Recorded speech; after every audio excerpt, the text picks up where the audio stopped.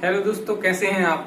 स्वागत है आपका मेरे YouTube चैनल स्टडी 16 पर। मैं हूं प्रणव और आज मैं आपको बताऊंगा भारत की संविधान की एक महत्वपूर्ण कॉम्पिटिटिव एग्जाम की दृष्टि से महत्वपूर्ण क्वेश्चन में आने वाली चीज जिसे हम कहते हैं प्रस्तावना, जिसे इंग्लिश में हम कहते हैं प्रीएम्बल ऑफ द कॉन्स्टिट्यूशन।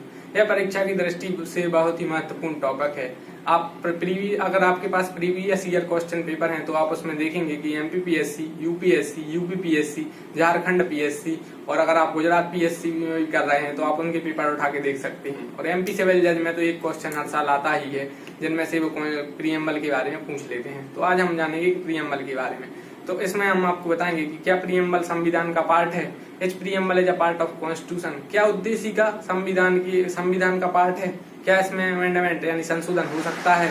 तो जानेंगे हम इस वीडियो में और कुछ महत्वपूर्ण केसला और क्वेश्चन आंसर। आज आपकी पूरी प्रीएम्बल से रिलेटेड कोई भी डाउट हो तो खत्म हो जाएंगे और अगर नहीं होंगे तो आप मुझे कमेंट बॉक्स में जरूर बताएं। और अगर आपने अभी तक चैनल लाइक नहीं किया है तो लाइक करें, सब्सक्राइब करें, बेल आइकन को दबाएं और दोस्तों शेयर करें। मैं हर दिन आपको एक वीडियो बनाऊंगा और मेरी स्पेशल सीरीज 15 जून से आ रही है। अगर आपको वीडियो से रिलेटेड कोई प्रॉब्लम हो तो आप अपना मेरा व्हाट्सएप नंबर मैंने डिस्क्रिप्शन लिंक में दे दिया है, आप वहां से लें और आप व्हाट्सएप करें।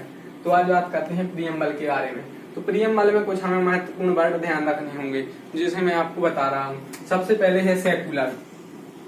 सेकुलर का मतलब होता है धर्मनिरपेक्ष, जिसे हमारे संविधान में पंथ निरपेक्ष कहा गया है। इंडिया का सेकुलरिज्म वेस्टर्न कंट्रीज के सेकुलरिज्म से अलग है। इसका मतलब है कि राज्य किसी पर्टिकुलर धर्म को कोई आश्रय प्रदान नहीं करेगा। लेकिन जबकि हम वेस्टर्न कंट्रीज में जाएंगे, अगर हम अमेरिका और फ्रांस में जाएंगे तो वहां पर राज्य बिल्कुल तरीके से, जो स्टेट है, देश बिल्कुल तरीके से धर्म से अलग है। जैसे अपना इंडियन कॉन्स्टिट्यूशन है, उसका कोई पर्टिकुलर धर्म नहीं है लेकिन वो सभी धर्मों का समान आदर करता है। जबकि वेस्टर्न कंट्रीज में ऐसा नहीं है। आप समझ रहे होंगे मेरी बात में क्या बताना चाह रहा हूँ। वेस्टर्न कंट्रीज में ऐसा है कि वो बिल्कुल अलग रहेंगे। अमेरिका में तो जैसे ऐसा है कि कोई प्राइवेट इंडिविजुअल भी धर्म को पर्टिकुलर रूप से नहीं मान सकता है, जबकि इंडिया में ऐसा नहीं है। आप अपना पर्टिकुलर धर्म अपनाकर ड्यूटी कर सकते हैं। और यह अभी यूपीएससी मेंस में 2018 का क्वेश्चन है, 2019 का क्वेश्चन है कि क्या इंडिया का सेकुलरिज्म फ्रांस के सेकुलरिज्म से कैसे अलग है। यह 15 नंबर का क्वेश्चन है, आप देख सकते हैं। उसके बाद आता है डेमोक्रेटिक। यह तो आप अच्छी तरीके से जानते होंगे। डेमोक्रेटिक मतलब लोकतांत्रिक, जनता के द्वारा जनता के लिए।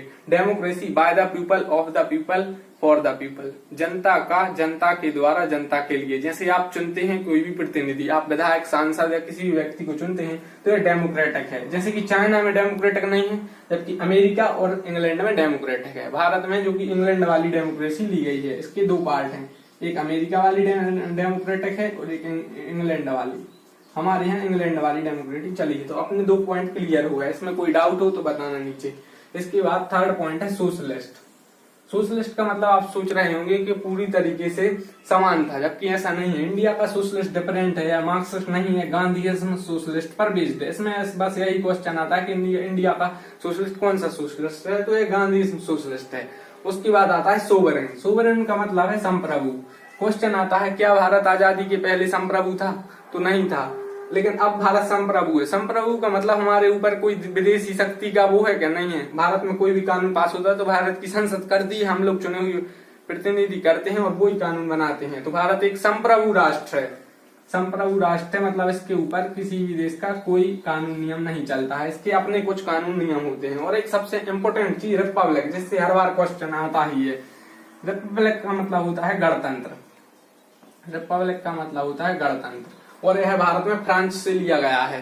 इंग्लैंड रिपब्लिक नहीं है, भारत रिपब्लिक है। हमारे यहाँ पर 2 होते हैं, जैसे एक प्राइम मिनिस्टर और एक होता है प्रेसिडेंट। जबकि अपने यहाँ पर दोनों प्राइम मिनिस्टर और प्रेसिडेंट कोई भी व्यक्ति बन सकता है, मतलब चुन के। जबकि विदेशों में ऐसा नहीं होता है। जैसे इंग्लैंड में महारानी तो वो पहले से ही है, मोनार्ची है। अपने यहाँ पर नहीं, अपने यहाँ पर प्रेसिडेंट भी कोई व्यक्ति बन सकता है, चुना हुआ होता है दोनों। इसके बाद हम महत्वपूर्ण टॉपिक पे आते हैं, इक्वलिटी।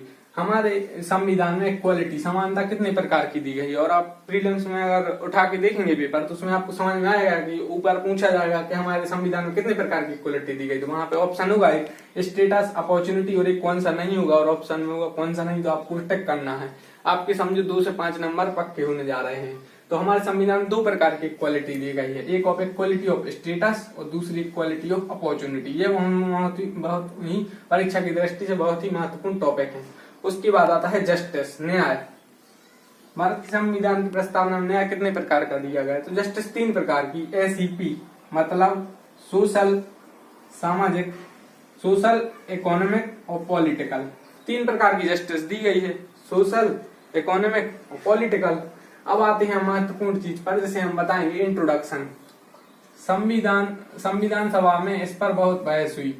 उद्देश्य का हमारे संविधान का इंट्रोडक्शन है, जैसे आप ऐसे लिखते हैं उसका इंट्रोडक्शन होता है, फिर वैसे ही हमारे संविधान सभा में ये प्रीएम्बल इंट्रोडक्शन है संविधान का, किसी भी चीज का इंट्रोडक्शन है। जैसे बहुत सारा संविधान रहता है तो उसका इंट्रोडक्शन। उसके बाद आते हैं अमेंडमेंट। अभी तक क्वेश्चन आता है भारत की संविधान, अभी पिछली बार यूपीपीएससी में आया था, भारत के संविधान में अभी तक अमेंडमेंट, भारत की संविधान की प्रस्तावना में अभी तक कितनी बार अमेंडमेंट हुआ है? तो अभी तक सिर्फ एक बार हुआ है, वो भी 42nd अमेंडमेंट से। और ये भी आ जाता है एमपीपीएससी में आया था पिछली बार के, अभी तक कौन से अमेंडमेंट से इसमें हुआ था? तो इसमें 42nd अमेंडमेंट 1976 से।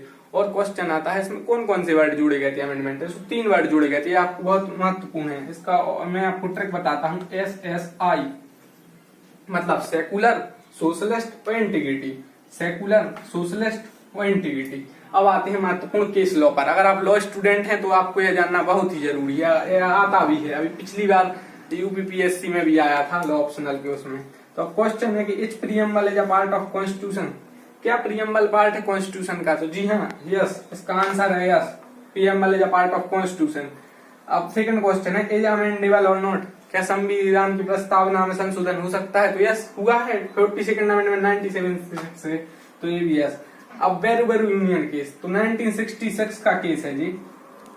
इसमें कहा गया था कि preamble is not a part of constitution, उद्देश्य का संविधान का पार्ट नहीं है, यह कहा गया था बेरू यूनियन केस में। यह बहुत ही महत्वपूर्ण है। उसके बाद आता है केशवानंद भारती केस, यह बहुत ही महत्वपूर्ण केस है। अगर आप जागरूक नागरिक हैं तो यह केस आपको जानना बहुत ही जरूरी है। इस केस में बेसिक स्ट्रक्चर बताया गया था। जी हाँ, इसी केस में, इसे केशवानंद भारती केस कहते हैं, केरला वाला केस।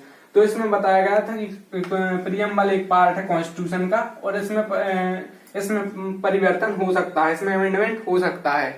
तो मैंने आपको आज बताया प्रीएम्बल के बारे में, लेकिन यह पूरी वीडियो नहीं है, मैं आपको सेकंड पार्ट में और बताऊंगा। लेकिन आपके लिए प्रीलिम्स का पूरा टॉपिक क्लियर हो गया है, मेंस में मैं आपको डिस्क्रिप्टिव में पढ़ाऊंगा। और आप अगर एमपीपीएससी, यूपीएससी, यूपीएसआई, एमपीएसआई या एसएससी, सीएचएसएल की तैयारी कर रहे हैं तो ये कोई भी एग्जाम की से बहुत महत्वपूर्ण दृष्टि से बहुत ही महत्वपूर्ण है। प्रस्तावना आपको संविधान की जाननी ही होगी। और अगर आप एक जागरूक नागरिक हैं तो भी आपको यह जानना बहुत ही जरूरी है। और आप मेरा चैनल स्टडी 16 लाइक करें, सब्सक्राइब करें, कमेंट करें। और आप कमेंट जरूर करिए, आप कमेंट कम कर रहे हैं। अगर आप कमेंट करेंगे तो हमारा चैनल चलता रहेगा, हम हर दिन एक वीडियो डालते हैं। धन्यवाद।